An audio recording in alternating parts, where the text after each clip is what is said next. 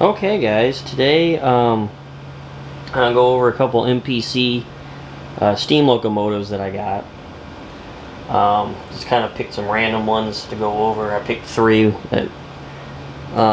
First one is going to be the Nickel Plate Road Berkshire. It came out in '82. It's a really nice model. You know, separate bell, whistle, you know, everything you'd expect on a nice Berk. Now, the castings on these Berks originally started out pre-war on 226Es. There is a little bit of difference. They kind of simplified some things on these, but the original casting on these for the boiler do go back to pre-war, which is kind of interesting. But yeah, '82 this came out. It's actually technically uncatalogued. It was only advertised in a little flyer they put out at like the end of the year or something, and it sold out super quick. So they're a little scarce, but they're out there. Mine though, I'll zoom in a little bit here. You're not gonna be able to tell, but because I fixed it. When I got this, the person that shipped it didn't pack it very well, and the pilot was punched through this into the box basically, and this bent in.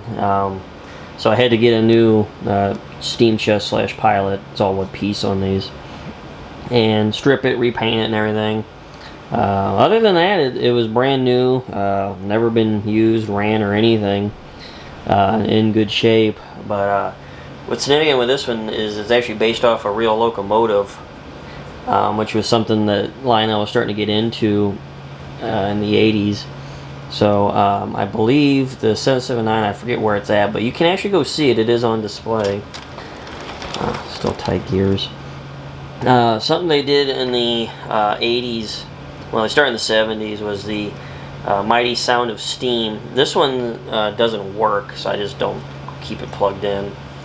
But initially they started with a different plug-in. I'll show you another one. But then they went to, let's see, I'll zoom in a little bit. They went to one of these goofy guys, and they're a little bit easier to plug in. But yeah, just, you know, you've probably heard the noise before. I've had other videos with them running, but this one I just don't leave it plugged in because it just doesn't work. I think a capacitor or something might be wrong with it. I just haven't fiddled with it because there's a little board in here that makes the static sound, because that's essentially what it is. It's just a static noise machine. But yeah, put a 224 tender behind them on these. A nice die-cast one. It's a really nice locomotive. You know, you can see where they actually put markings on it, and the back of the tender actually has the road number on it. It's a really nice one. If you're wanting to kind of dabble into, you know, that 80s stuff, this is a really nice one. It's pretty realistic. It's nicely decorated. They run good. You know what you're getting. It's basically a post-war Berk, but you know, actually kind of decorated up a little bit. And we are not focusing. Come on, focus. You just do not want to focus. Come on, guys. Oh my gosh, this is ridiculous. Focus. It does not want to pick this tender up. Oh my gosh, this is ridiculous. Come on. Might have to do a jump on this one. Why won't you pick that tender up? There we go. That was weird. Well, anyways, that was '82. '83, this was offered uncatalogued in a little dealer special thing. You know, from Lionel, a matching caboose. I actually had more trouble finding the caboose than I did this, and it's just a nice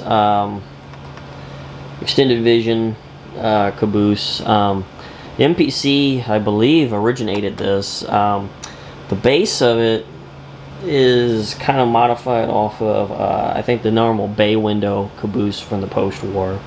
So there's a couple parts that kind of share things, but they're really nice. And then they got a plastic piece in there that kind of radiates the light out so that the markers actually go on the end. I think for steam this is probably a little too new. Probably should have just been a standard couple of caboose instead of an extended vision, but it is what it is. It's a nice looking caboose, and it's detailed pretty well. They did a good job on it. Push that guy out of the way. Next one I wanted to show you was see, 79. This guy came out, and hit the camera.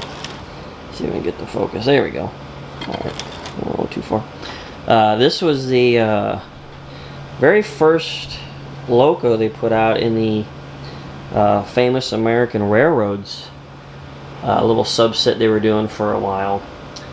The first one here was the ATSF, and it's kind of interesting because typically in the post-war, this little baby Hudson was typically lettered on the tender for New York Central, but it's actually a Santa Fe style. It's kind of a loose style, but it's there. So this is the first time it was ever offered, actually decorated for Santa Fe, which is kind of weird and interesting, but that is actually what it is. But yeah, they actually put a lot of effort into it. It's a very nice model. You know, they've got the number and everything on it pretty correctly. This one here, I'll show you. Initially, they could not get the electronic whistles in these to work very well. So, because I think all the electronics for the sound of steam and the whistle was maybe 73 or 4, I think they started that. Then they cut the whistle out because it didn't work very well. And then they finally brought it back in 80, I think. So in 79, they were still just using a static machine in there. So the board in these is a little bit smaller because it doesn't have as much stuff. But instead of using the fancy little connectors, this just uses little spade guys that usually they just pop right apart. But there we go. Let's see, make sure that you can kind of see it, guys.